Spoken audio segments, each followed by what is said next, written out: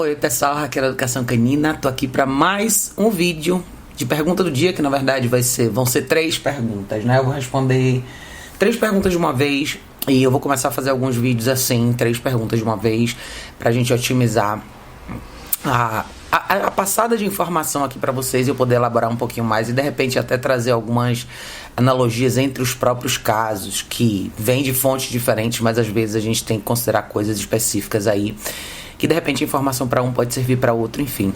E esse vídeo também vai servir como um dos episódios do podcast para vocês que estão me assistindo no YouTube e quiserem assistir, quiserem ouvir, na verdade, esses vídeos em áudio. Eles estão disponíveis, muitos deles estão disponíveis em podcast no iTunes, no Stitcher, no Spotify, enfim, nessas plataformas de podcast vocês podem ouvir os vídeos em versão só de áudio em podcast, quando vocês estiverem treinando com seus cães, caminhando, enfim, fazendo outras coisas. É uma ótima oportunidade também para vocês absorverem conteúdo quando vocês estão ocupados com outra coisa. É uma oportunidade bacana também. Então, dá uma olhadinha lá nas opções de podcast que tem pra vocês também. Vamos lá. Hoje, a primeira pergunta que eu vou responder hoje veio pelo Facebook. A pergunta é o seguinte. Tenho uma cadela de 1 ano e 6 meses. Peguei ela bem pequena. Depois de um tempo, peguei um cachorro que estava mal cuidado para criar. Eles se deram muito bem e agora, uns 4 meses atrás, apareceu outra cadela no meu serviço. Trouxe ela para cuidar, pois estava com o olho machucado e muito faminta. Tinha andado cria, mas estava sozinha. Cuidei dela e não tive coragem de mandá-la de volta. Estou com 3 cachorros. Consegui castrar os 3, mas não juntos, pois a última que peguei estava com gravidez psicológica. Enfim, tem uma semana que eu a operei. Depois que ela voltou da cirurgia, ela está agressiva com a outra cadela, a Malu, no caso. Não podem nem se ver que ela já avança. Elas estavam se dando super bem, os 3 estavam sempre brincando, agora depois da castração não posso deixá-las juntas. Não consigo entender o que está acontecendo, pois o veterinário disse que a castração a deixaria calma, pois ela é muito ciumenta, estou perdida, pois para mim não existe nenhuma possibilidade de me desfazer de nenhum deles. Desculpa. Aí ela escreveu, desculpa pela figurinha, apertei sem querer, que ela acabou apertando embaixo no finalzinho do texto. Mas enfim, vamos lá.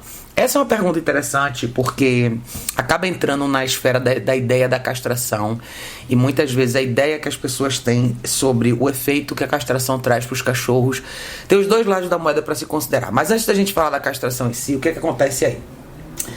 Você pegou 3 cachorros num período de tempo curto, todos os cachorros numa situação de negligência. Então, eu entendo que são atitudes impulsivas e às vezes a gente se depara com situações como essa e não vê outra solução a não ser pegar o cachorro, e ótimo. Se você pode ajudar esses 3 animais, excelente para você. Mas eu sempre faço uma pergunta importante que é: você fez um planejamento para trazer esses 3 cães para sua vida? Essa é a parte talvez mais importante, tá? Por mais que seja sensacional você poder salvar a vida de um animal, proporcionar para ele cuidados médicos, um lugar para viver, um ambiente familiar bacana, água, comida, todos os cuidados que um cachorro precisa, a gente não pode deixar de pensar no planejamento que envolve essa escolha. Você mencionou aqui que essa cadela que voltou da cirurgia, da castração, você falou que ela está atacando a sua outra fêmea, mas você também mencionou que ela é uma cadela ciumenta. Então são 2 coisas importantes para se considerar, tá? Eu sempre falo sobre essa questão de ciúmes aqui, já respondi isso algumas vezes, e eu não acredito que cães têm ciúmes, tá? Eu acho que cães disputam recursos que estão disponíveis. Se por alguma razão você interpreta que o seu cachorro tem ciúmes de você, seja porque você engaja com outro cachorro, ou porque você tá fazendo alguma outra atividade, ou não tá dando atenção pro seu cachorro, na verdade, nesse momento, você é o recurso que o seu cachorro tá disputando e controlando. O sentimento de ciúmes não é natural para os cachorros, tá? E se você tá numa situação onde o seu cachorro disputa você ou controla você, seja a interação que você tem com outros animais, pessoas, ou o seu tempo, isso nunca é um bom sinal, tá? Isso normalmente significa que a hierarquia tá fora do lugar, que a relação não é uma relação baseada em respeito, tá?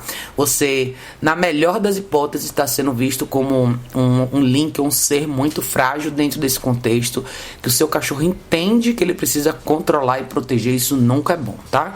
Já tô falando isso de cara para você perceber que existe uma questão pessoal aí. Sempre existe, né? Sempre existem questões da nossa relação. Por isso que eu falo bastante sobre a coisa do relacionamento. Sempre tem a coisa do nosso relacionamento envolvido com o cachorro, a forma como a gente estabelece isso, que vai fazer uma diferença grande lá na frente. Eu acho que as pessoas que normalmente resgatam cães, principalmente no estado de negligência maior, são pessoas de coração muito grande. São pessoas que se compadecem com essa situação e tendem muitas vezes a não conseguir atingir o equilíbrio depois que o pior passa. Ou seja, aquele primeiro momento de impacto é ruim, o cachorro está numa situação péssima, você vem, resgata, cuida, mas por alguma razão aquilo fica na nossa memória. E eu já atendi vários clientes assim, né? Às vezes já se passaram 5, 6, 7 anos e a memória da pessoa ainda está bem ali, clara naquele momento, naquela figura, naquela cena de negligência, no pior momento do cachorro. E a relação inteira acaba sendo construída ao redor disso. E a gente acaba esquecendo que aquilo já passou, fez parte do passado, o cachorro não está mais naquele momento, o cachorro já está bem de saúde, todo o resto está ok, mas a nossa mente acaba ficando presa. Isso é um mecanismo inconsciente. A gente acaba precisando ser esse salvador e a gente não consegue tirar o cachorro dessa esfera de vítima. Não é consciente, eu tenho certeza que ninguém faz isso de propósito, mas às vezes acontece. E o que acarreta, né? Você acaba tratando o cachorro de uma maneira diferente, você acaba olhando para ele sempre como se ele fosse uma vítima, então logo você tem mais dificuldade de disciplinar, de estabelecer regras, você sempre abre concessões porque na sua cabeça você está sempre interpretando tudo que o cachorro faz como uma compensação por coisas que ele não teve. Então, de repente, um comportamento possessivo é normal porque antes ele não tinha comida, de repente o ciúmes é normal porque antes ele não tinha ninguém. Então, tem que tomar bastante cuidado com isso, tá? Porque isso pode, e muitas vezes gradua para um problema bem maior lá na frente. E às vezes quando a coisa explode, a gente não sabe de onde veio e na verdade veio justamente daí, tá? Mas enfim. Agora eu vou tocar na questão da castração da sua pergunta, que eu acho importante, que é o seguinte. Primeiro, como é que você fez essa reintrodução da cachorra depois que ela foi castrada? Eu falo isso porque quando o cachorro volta de uma cirurgia, principalmente a fêmea, que a cirurgia é um pouco mais invasiva, é muito importante a gente poder prover um espaço reservado para essa cachorra descansar. Seja macho ou fêmea, tá? O macho é a mesma coisa. Que muitas pessoas erram quando elas trazem um cachorro, tem um grupo de cães, um vai fazer uma cirurgia de castração, volta da cirurgia e bota o cachorro junto com todo mundo. Primeiro, o cachorro vai voltar com um cheiro diferente, ele passou por anestesia, passou por intervenção cirúrgica, vão ter vários cheiros diferentes no corpo dele. Segundo, ele vai estar com dor muito provavelmente. A última coisa que esse cachorro quer é todo mundo em cima dele, cheirando ele. E os outros cachorros da casa naturalmente vão fazer isso. O cachorro acabou de voltar de uma situação diferente, todo o resto do grupo vai ficar curioso para saber quais são esses cheiros, o que aconteceu com esse cachorro, por que ele está agindo de forma diferente. Muitas vezes é justamente nessa hora que as brigas acontecem, tá? Às vezes pode ser a fêmea ou o macho, no seu caso a fêmea, não sei se isso aconteceu, eu tô supondo, tá? Mas muitas vezes você traz o cachorro para casa, numa aproximação mais invasiva de outro cachorro, ela vai retaliar e vai responder, e aí a briga vai acontecer. Talvez você tenha sido um desses sinais que tenha acontecido, e agora o cachorro ficou com essa coisa, essa memória, e na verdade assim, não quero que você chegue perto de mim, porque porque a relação foi mal feita, né? Na verdade, a volta da castração não foi permitida, ninguém advogou por ela, pelo espaço dela. A cachorra agora entende que ela precisa estar alerta o tempo inteiro, porque ninguém mais vai fazer isso por ela. É uma quebra de confiança, quando eu falo sobre a quebra de confiança na relação com cães. Por isso que talvez eu seja tão precavido em relação a essa questão de segurança. Eu prefiro zelar pelo espaço, esperar mais tempo, introduzir os cães devagar do que fazer as coisas muito rápido e correr o risco de perder essa grande vantagem que é você estabelecer essa relação de segurança com o cachorro, tá? Eu acho perigosíssimo quando isso acontece e eu não sei o cenário no qual aconteceu com você, mas eu suponho que tenha sido alguma coisa desse tipo, tá? Muitos cães que estão com dor querem preservar o espaço deles. Muitas vezes isso pode acontecer não só pós-castração, mas às vezes quando o cachorro tem um problema de coluna, um problema articular ou teve uma lesão recente. Essa aproximação de outro cachorro às vezes pode não ser muito bem-vinda porque o cachorro não está pronto para ter esse engajamento físico, tá? Eu tô falando tudo isso até porque você mencionou aqui que eles ficavam juntos, que estavam sempre brincando. Essa leitura de brincadeira é uma leitura muito abstrata, tá? Existe uma diferença muito pequena entre brincadeira e desafio. E muito do que a gente vê como brincadeira, às vezes não é brincadeira. Eu escrevi há pouco tempo atrás um texto sobre isso no site, falando sobre isso, quando a brincadeira não é só brincadeira. É um ponto relevante pra gente considerar, porque a gente às vezes acha que toda a interação física, os cachorros correndo um atrás do outro, nem sempre isso é brincadeira, tá? Eu falo isso porque eu convivo com um grupo de cães há muito tempo, dentro da minha casa, os meus cachorros. Meu grupo já foi maior, hoje eu tenho 3, e eu vejo com muita clareza o que é brincadeira e o que não é. Se você não tem esse olhar, se você não consegue observar os detalhes, muitas vezes você vai confundir. O que vai parecer muito bacana não é. Então, eu não sei, eu não estava aí para ver, mas pode ser que você tenha talvez superestimado essa interação deles no sentido de ser uma interação prazerosa ou não. Muitas vezes não é. Lembre que esse grupo é recente. Pelo que você me falou aqui, você tá com esse grupo todo aí há 4 meses só. Então, 4 meses desde que a última chegou, né? Então é relativamente recente. Eu, Raquel, particularmente, eu não incentivo tanto essa questão de brincadeira. Primeiro, pelo espaço que eu vivo, que é pequeno, eu moro em apartamento. Segundo, porque eu quero que os meus cachorros primeiro se respeitem, depois engajem dentro da habilidade de cada um. E no meu grupo, meus cachorros são primordialmente mais calmos, com exceção de uma. Então, eu prefiro que essa uma se torne mais calma, mais tranquila e tenha uma interação mais sossegada do que eu force a barra com meus outros 2 cães que são mais tranquilos. Então, de novo, eu zelo pela segurança. Eu não sou contra os cachorros brincarem, mas você tem que saber exatamente como que a coisa acontece. Eu sempre digo uma coisa para os meus clientes. Nunca inicie uma brincadeira, nunca permita que uma atividade comece entre os seus cães que você não consiga interromper. De longe, com a sua voz, com o estalar de dedos. Se você não consegue interromper, não deixe começar. Porque é simplesmente uma questão de segurança. É muito melhor que seus cães aprendam a estar no mesmo ambiente, com calma e tranquilidade, que você vai garantir que todo mundo esteja vivo no final do dia, do que você arriscar e jogar o dado e amanhã você ter um problema mais sério. Então, aonde eu quero chegar? O problema que está acontecendo aí não é necessariamente em relação à castração ou não, tá? Eu acho que tem a questão do procedimento cirúrgico e talvez não houve um cuidado maior na hora de trazer essa cachorra de volta. Tô supondo, tá? Quando essa coisa do cachorro ficar mais calmo depois que ele castra, isso depende muito, tá? Eu acho que as pessoas, a gente não pode, de novo, superestimar a resposta da cirurgia de castração. Meus cães são castrados, tá? Só por clareza de mensagem, eu não tenho nada contra, todos os meus cães são castrados, nunca tive problema nenhum com pré e no pós-castração, mas eu acho que o que faz diferença é a forma como você vive com seus cães, como você estrutura a vida deles, quais são os protocolos de segurança que você usa, quais são os hábitos que os seus cães têm no dia a dia, o que que você permite, o que que você não permite, quais são as regras da sua casa e o quão envolvido você está nesse processo, né? Muita gente acaba deixando a interação entre o grupo acontecer organicamente, sem intervenção. Isso muitas vezes pode dar certo para algumas pessoas, para muita gente não dá. Eu garanto que para a maioria das pessoas não dá. Eu vejo pelo volume de pessoas que me mandam mensagem aqui falando sobre isso. Então, isso pode ser um problema de verdade, tá? Então, eu não sei como a coisa funcionava antes aí. Mas a castração em si, ela vai cortar, ela vai interromper uma produção hormonal. Você só vai ver a resposta disso depois de uns 2 ou 3 meses. Não é uma resposta imediata.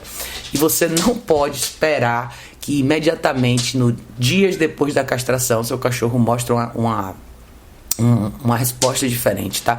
Na verdade, o que você vai ver é isso, a fase de recuperação, que vai ser determinante para esse cachorro primeiro voltar à saúde, voltar normal, ficar normal, sem dor, os pontos cicatrizarem tudo direitinho, para depois você observar e aplicando mudanças na rotina do dia a dia, treinando os seus cachorros, fazendo mais parte do processo da educação produtiva desses cães, você eventualmente vai ver resultado, tá? Então, assim,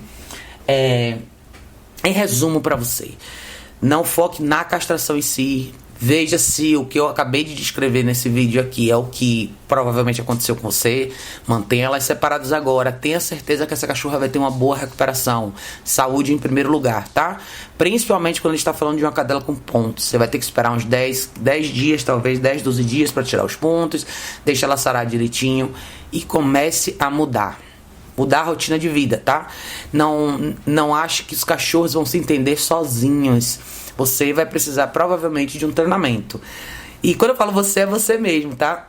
O treinamento é pra vocês, tá, gente? A gente fala de treinamento pra cães, mas é importante a gente aprender a educar os cachorros da gente. Quando a gente contrata um profissional, quando vocês contratam um profissional, o que vocês deveriam esperar deles é que eles passem para você essa habilidade de se comunicar com os cães. Seja em práticas diárias, hábitos de convívio, treinos específicos, todas essas coisas servem para que vocês tenham uma comunicação mais clara com o cachorro. Aprendam a lidar com o cachorro no dia a dia. Aprendam a treinar seus próprios cachorros. Essa é a ideia, né? A ideia não é vocês ficarem amarrados num profissional que faça tudo sozinho, mas vocês fazerem parte desse processo. Então... Você, na verdade, me perguntou que você não estava entendendo o que estava acontecendo e você não queria abrir mão de nenhum deles. Ótimo, mas o que você tem que fazer agora é buscar ajuda profissional, tá? Chame um profissional para te ajudar, mantenha essas cadelas separadas por enquanto e comece a pôr a mão na massa e trabalhar e treinar esses cachorros. Quando eu falo treinar, tá? Não é você pensar só numa esfera... micro na questão de adestramento, que é aprender 4, 5 comandos. Não, eu tô falando ensinar coisas que vão ser úteis para você no dia a dia com esses 3 cachorros, tá? O que vai ser útil para você no dia a dia com esses 3 cachorros? Sempre pense no cenário, na prática, como você vive com esses cachorros. Então, os cachorros estão dentro ou fora de casa? Se os cachorros estão dentro de casa, o que você espera? Como que você espera que esses cachorros se comportem dentro da sua casa? Não o que eles querem fazer, o que você quer ver se materializar. E tem que ser realista nessa hora. É a coisa que eu não falo direto. Você quer poder assistir um filme e ter os seus cachorros deitados cada um na sua caminha? Comece a trabalhar nisso. Use mais a guia dentro de casa. Trabalhe um cachorro de cada vez. Eu falo isso bastante aqui. Todo mundo que tem grupo, eventualmente, bate nessa parede, começa a ter dificuldades por causa de uma ou outra coisa que acontece no grupo, e aí você fica perdido sem saber como recomeçar. Todo cachorro precisa de uma certa atenção individual na fase de educação, de orientação. Então é importante você poder treinar um cachorro de cada vez. Por isso que eu advogo pelo uso da caixa de transporte. Eu advogo por uma rotina bem definida, com horário para o cachorro dormir, horário para o cachorro caminhar, horário para o cachorro treinar, horário para o cachorro simplesmente existir do seu lado dentro de casa. Se você divide isso com equilíbrio, você vai ter um bom resultado. Vai ficar mais previsível para você as coisas que vão acontecer no dia a dia. Então, eu não tenho uma resposta, não existe uma solução simples de uma frase para você. Eu acho que a melhor coisa que você pode fazer agora é procurar ajuda profissional, tá? Se você puder presencial, se não à distância, mas alguém que possa conhecer melhor o seu caso, principalmente você, entender um pouco melhor a dinâmica da sua casa, se é só você, se são mais pessoas, qual a sua rotina, quanto tempo você fica fora, o quanto de disposição e habilidade você tem para educar esses cachorros e qual o perfil de cada um deles, porque isso vai fazer a diferença para começar a criar uma estratégia para você. Mas eu acho que o mais importante é você lembrar disso. O seu relacionamento com seus cachorros é a base de tudo. E quando eu falo do seu relacionamento, é como você se comporta com eles de forma geral. Se a sua relação é baseada em afeto, se você vê os seus cachorros de uma maneira onde você não consegue enxergar a validade, né? Avalia, na verdade, da disciplina e das regras para esses cachorros, se você tem algum problema com isso ou não. Tudo isso é relevante, tá? Para fazer um bom planejamento. Porque muitas vezes, quando eu sugiro para as pessoas introduzir o uso da caixa de transporte, tem gente que fica com pena, tem gente que tem dó de usar certo tipo de equipamento, tem gente que tem dó até de caminhar com o cachorro. Então, saber quem você é e o seu perfil nessa equação vai fazer toda a diferença pra gente saber se você vai conseguir ou não trabalhar e evoluir com esses cachorros, para que eles consigam melhorar entre eles, porque eles dependem de você. Não no lado afetivo, no lado de orientação, tá? Então sempre lembrem disso. Vamos fazer parte da vida dos nossos cachorros de uma maneira mais produtiva, tá? Não necessariamente só no afeto. Se a gente focasse menos no afeto, a gente teria menos problema. Então, não fique pensando tanto em acomodar só o sentimento dos cachorros. Pense mais em orientar, dizer pra eles o que é certo e errado. Isso sim vai trazer um conforto grande pra todos eles, tá? Mas é isso, querida. Obrigado por mandar sua pergunta. Eu achei que ia acabar sendo mais curta a sua resposta, mas foi um caso interessante e eu resolvi elaborar um pouquinho mais.